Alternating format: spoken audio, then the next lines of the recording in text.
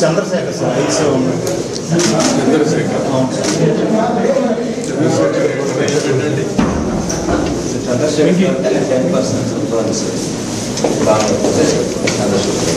ఎన్నో bed Chandrasekhar right side third bed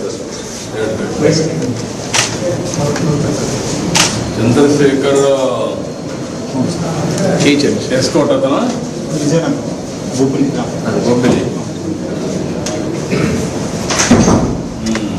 బాగానే ఉన్నాడు, చూశాను నేను. ధైర్యంగా ఉన్నాడు, బాగానే ఉన్నాడు. రాంబాబు ఎక్కడ? ఫస్ట్ పేజ్ వాళ్ళు సుభద్రాపురం సార్, శ్రీకాకుళం జిల్లా సార్. మీకు 24% బర్న్ సార్. ఇది sir 24%. First bed first bed రెండో బెడ్ వచ్చి 50. చంద్రశేఖర్ కాదు, రెండో బెడ్.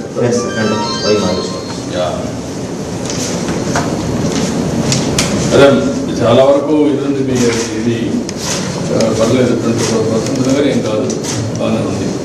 రికవర్ అవుతున్నారు. అవుతాడు కొద్దిగా బ్లాస్ట్లో వచ్చినటువంటి ఈ పెంకులు వస్తాయి కదా, అవి అక్కడక్కడ ఇది అయినాయి.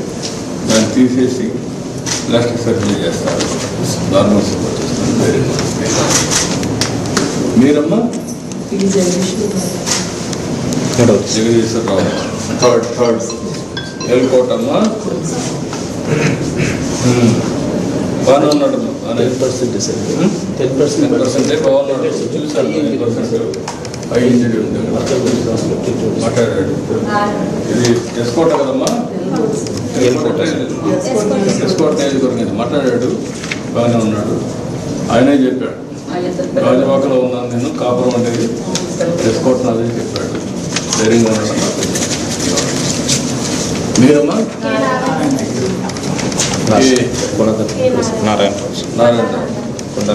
ఇది 6 మనం చూసిన ఏ పెట్టది నారాయణరావు 36 లాస్ట్ చూసారు. చాలా బాగున్నాడు, ధైర్యంగా ఉన్నాడు. లాస్ట్ కంటే ముందు అదే లాస్ట్ అబ్బాయి అన్మ్యారీడ్ బోన్ ఫ్రాక్చర్. అతను ఎవరు? అతను బోన్ ఫ్రాక్చర్ ఏంటి? బోన్ ఫ్రాక్చర్ అయిన శివ రత్నం ఉన్నారు. నారాయణ కూడా బాగానే ఉన్నాడు. మీరేం ఆధారపడక్కర్లేదు. దేవుడమ్మా మనిషి ధైర్యంగా ఉన్నాడమ్మా. ఆయన అందరికంటే ధైర్యంగా ఉన్నాడు. ఏం కాదు, అవన్నీ కూడా ఆపరేషన్ చేస్తారు, చిన్న చిన్న తీసేస్తారు. మీరేం ఆధారపడక్కర్లేదు.